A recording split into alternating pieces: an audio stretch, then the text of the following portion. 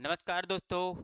शिक्षा सोपान के इस एकेडमी वाले चैनल में आपका एक बार फिर से स्वागत है। जैसा कि हम आपको एक बहुत बड़ी खुशखबरी और आपके लिए एक बहुत अच्छी बात यह है कि शिक्षा सोपान जो हमारा कंपटीशन वाला जो चैनल चलता है उस पर आप सभी लोगों के सपोर्ट और आप लोगों का जो स्नेह हमें दिखाई दिया, उसके आधार पर हमने या हमारे स्टूडेंट के द्वारा एक मांग थी कि शिक्षा सोपान एकेडमी भी चालू की जाए। तो आज से हम शिक्षा सोपान एकेडमी की शुरुआत कर रहे हैं। इसमें आपको क्लासेज 9 से लेकर के 12th क्लास तक के जो सिलेबस है वो आपको यहाँ पर हम कवर करवाएंगे। तो जो हमारे बच्चे स्कूल में अध्ययनरत हैं कक्षा 9 से 12 तक, तो उन बच्चों के लिए, उन स्टूडेंट्स के लिए ये चैनल जो है, ये प्लेटफॉर्म जो है वो आपके लिए बहुत लाभप्रद होने वाला है। तो आप सभी लोग इस चैनल से जुड़ें, ज़्यादा से ज़्यादा स्टूडेंट को हमारे इस चैनल से जोड़ें, ज़्यादा से ज़्यादा लोगों तक शेयर करें। स्टूडेंट आपके जो साथी हैं उनके साथ आप इसको शेयर करें और इस चैनल को आपने जिस प्रकार शिक्षा सोपान को आपने जो सपोर्ट दिया उसी प्रकार से आप एकेडमी को भी सपोर्ट दें। तो चलिए आज हम शुरुआत करते हैं कक्षा 10th की हिंदी से।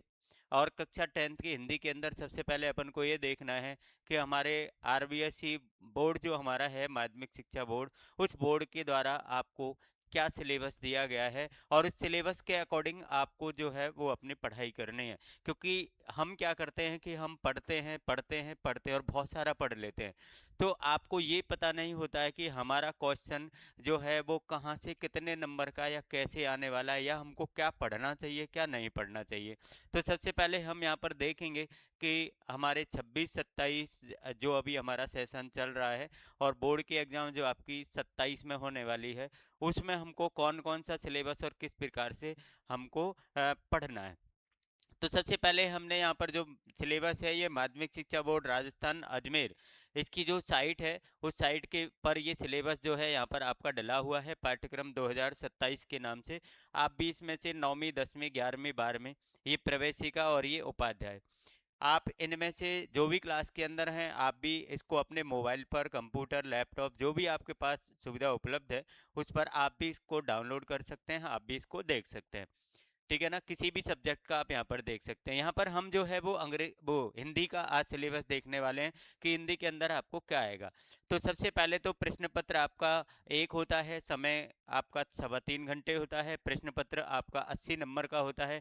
20 नंबर आपको स्कूल से शतरंज के रूप में दिए जाते हैं और टोटल आपका 100 का इस प्रकार से हो जाता है।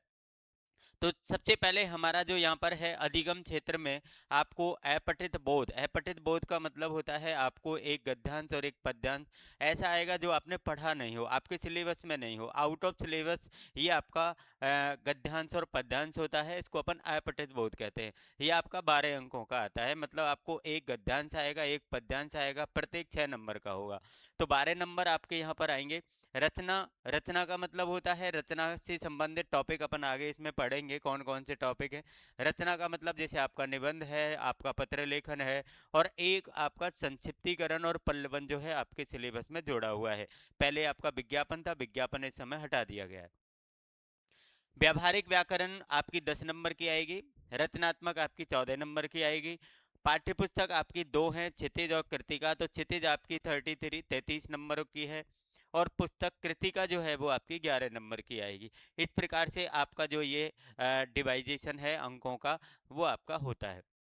यदि अपन यहाँ पर देखें तो 33 + 11 मतलब आपके 44 नंबर की पुस्तक है और 12 14 26 और 10 36, 36 नंबर की आपकी ग्रामर है।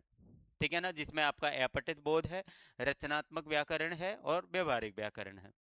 अब अपन को यहाँ पर थोड़ा सा डिवाइजेशन करके दिया है, इसको विस्तारित करके दिया है कि जैसे अपठित बोध में आपको एक अपठित गद्यांश आएगा, एक अपठित पद्यांश या उसको काव्यांश आप बोल सकते हैं। ये प्रत्येक 6 नंबर का होता है, दोनों आपको 12 नंबर के आएंगे। मतलब इनके अंदर आपको एक गद्यांश और एक पद्यांश दिया जाएगा जो आपके सिलेबस से बाहर का होता है और उसमें से आपको 6 क्वेश्चन पूछे जाएंगे। 6 क्वेश्चन एक एक नंबर के होंगे, ये अपन को ध्यान रखना है। खंड ख जो है यहाँ पर रचना से संबंधित है, जिससे मैंने आपको 3 टॉपिक बताए थे कि आपका एक तो निबंध लेखन आएगा, जिसमें आपको संकेत बिंदुओं पर आधारित आधुनिक विषय पर लगभग 300 शब्दों में आपको निबंध लिखना होता है। संकेत बिंदु आपको उसमें दिए होते हैं पेपर के अंदर। पेपर में आपको जो भी बिंदु या जिस बिंदु पर आपको निबंध बोर्ड के द्वारा लिखवाना चाहा गया है, वो बिंदु आपको दिए जाएंगे। 300 शब्दों में आपका ये लगभग निबंध होता है, ये आपका 6 नंबर का आता है। पत्र लेखन आपके सिलेबस में है, जो औपचारिक और अनौपचारिक दोनों प्रकार के पत्र यहाँ पर आपको पढ़ने हैं। ये 4 नंबर का टॉपिक आपके लिए आता है। संक्षिप्तीकरण और पल्लवन, ये आपका क्या है, अथवा में आता है। या तो आपको संक्षिप्तीकरण करना होता है या आपको पल्लवन करना होता है, दोनों में से आपको एक करना होता है। ये एक ही क्वेश्चन है और 4 नंबर का आता है। या तो आप संक्षिप्तीकरण को अच्छी प्रकार से तैयार कर लो या पल्लवन को तैयार कर लो। आगे अपन पढ़ेंगे क्या होते हैं ये। व्यावहारिक व्याकरण जो आपकी 10 मार्क्स की है, 10 नंबर की है। 10 नंबर में आपको क्या क्या आएगा कि एक तो आपको पद पढ़ना है, ठीक है ना, और ये पद भेद है, पद भेद पढ़ना है, संज्ञा सर्वनाम विशेषण क्रिया और अव्यय, ये सारे टॉपिक जो हैं वो आपके 4 नंबर के आएंगे। इनमें से आपको क्वेश्चन जो है वो या तो ब्लैंक्स के अंदर पूछे जाएंगे या आपको विकल्पात्मक प्रश्नों के रूप में पूछे जाएंगे, ठीक है ना, ये अपन को ध्यान रखना है। तो बहुत छोटे प्रश्न इसके अंदर से पूछे जाते हैं, तो छोटे प्रश्नों के तरीके से अपन को इसकी तैयारी करनी है। उपसर्ग और प्रत्यय आपके 2 नंबर के आएंगे, यहाँ पर भी आपको छोटे क्वेश्चन ही आते हैं। 2 नंबर 2 प्रश्न आपको यहाँ पर पूछे जाएंगे। संधि और समास दोनों ही आपके 2 नंबर के हैं। टॉपिक बड़ा है, संधि और समास दोनों काफ़ी बड़े होते हैं, लेकिन फिर भी यहाँ पर उनकी जो अंकों की जो मात्रा है वो कम है। 2 अंकों की मात्रा पूछे जाते हैं, लेकिन हमारे लिए एक एक अंक जो है वो बहुत महत्वपूर्ण होता है, इसलिए अपन को सभी टॉपिक जो है वो अच्छी प्रकार से क्लियर करने हैं। मुहावरे और लोकोक्तियाँ पाठ्य पुस्तक के आधार पर आपको यहाँ पर मुहावरे पढ़ने हैं और लोकोक्तियाँ पढ़ने हैं, लेकिन ये मुहावरे लोकोक्ति ऐसे पढ़ने हैं जो आपकी पाठ्य पुस्तक के अंदर जिनका यूज किया गया है, जिनको आपकी पाठ्य पुस्तक जैसे आपकी जो क्षितिज और कृतिका जो 2 बुक हैं आपकी, उन 2 बुकों के बीच में आपको जो लेसन है, जो जब आप रीडिंग करते हैं लेसन की, तो लेसन की रीडिंग करते समय आपको उस समय क्या करना है, जो मुहावरे लोकोक्ति जो बीच बीच में आती हैं उनको अपन को हाईलाइट करना है। हाईलाइट करके उनका अर्थ जो है वो अपन को पढ़ना है। ये आपके 2 नंबर के आएंगे। अब आपकी पाठ्य पुस्तक आती है खंड ग के अंदर पाठ्य पुस्तक एवं पूरक पुस्तक, जिसमें पहली पुस्तक आपकी क्षितिज भाग 2 है, जिसमें अपन को गद्यांश की विषय वस्तु से संबंधित सह प्रसंग व्याख्या, इसमें आपको 3 नंबर की व्याख्या है। पद्यांश की विषय वस्तु से संबंधित सह प्रसंग व्याख्या आपकी 3 नंबर की। ये व्याख्या भी पहले कोर्स में आती थी, बीच में इसको हटा दिया गया था, लेकिन फिर दोबारा से इसको जोड़ दिया गया है। तो 3-3 नंबर की आपको सह प्रसंग व्याख्या जो है वो अपन को यहाँ पर क्षितिज में से आएगी, व्याख्या क्षितिज में से पूछी जाएगी। गद्यांश की विषय वस्तु से संबंधित प्रश्न, गद्यांश से संबंधित प्रश्न आपको 12 नंबर के आएंगे, और पद्यांश की विषय वस्तु से संबंधित प्रश्न अपन को 12 नंबर के आएंगे, ठीक है ना। पद्यांश और गद्यांश में से दोनों में से आपको जो क्वेश्चन है वो 12-12 नंबर के आएंगे। रचनाकार अथवा लेखक के जीवन परिचय से संबंधित प्रश्न आपको एक आएगा जो 3 नंबर का आता है।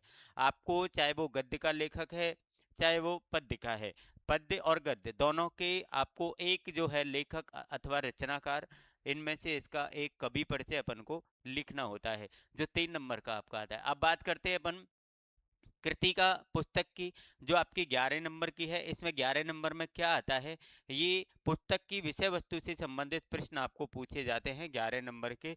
ये सभी प्रश्न ही प्रश्न आपको कृतिका से पूछे जाएंगे। इसके अलावा आपको ना तो इसमें से कोई लेखक परिचय पूछा जाएगा आपको कृतिका में से, ना ही आपको कोई व्याख्या कृतिका में से आएगी, कुछ भी आपको कृतिका में से नहीं पूछा जाएगा। कृतिका में से ओनली आपको क्या पूछा जाएगा, क्वेश्चन पूछे जाएंगे, और वो क्वेश्चन आपके 11 नंबर के पूछे जाएंगे, ठीक है ना। ये निर्धारित पुस्तकें आपकी हैं, ये पुस्तक जो है आपके पास है क्षितिज भाग 2 और कृतिका भाग 2। ये आपका जो है वो सिलेबस आपका हिंदी का यहाँ पर आपको पूरा विस्तारित रूप से बताया गया। इसको हम एक एक करके जो है इसकी शुरुआत करेंगे। सबसे पहले हम हमारी क्षितिज बुक जो है उसकी रीडिंग से प्रारंभ करेंगे, पद्य भाग से, जिसमें पहला चैप्टर आपका सूरदास जी का है। उससे हम इसकी स्टार्टिंग करेंगे। सबसे पहले आप इस वीडियो को देखकर पूरा सिलेबस अपने दिमाग के अंदर उतार लें।